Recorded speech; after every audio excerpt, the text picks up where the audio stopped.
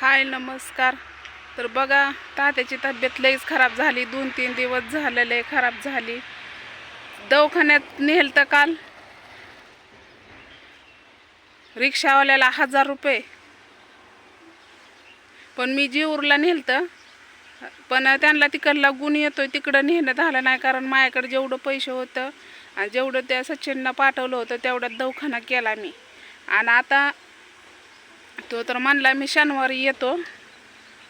कसं एकलीची लईच आपदा व्हायला लागली, निघायला बी येईना आणि काहीच होय नाही. त्या डॉक्टरनी सांगितलंय PC पहिल्यासारख्याच PC कमी झाले. त्या PC कमी झाल्या तरच ती अंग थरथर कापायचं, जेवा येत नाही काय नाही. एवढं मला टेन्शन आलंय की प्रमाणाच्या बाहेरच. आई गेली औषधं आणायला म्हणली आणि त्यांना एकच दुखणं नाही, ते काय म्हणतात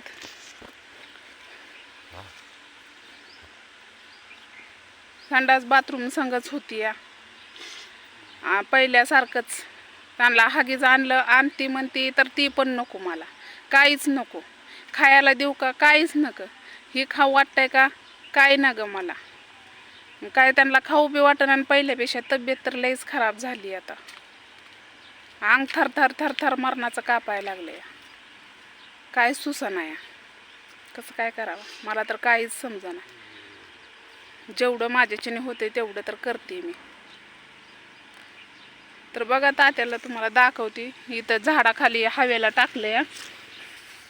बघा बळच बसवले. बसाय तरी येतंय का?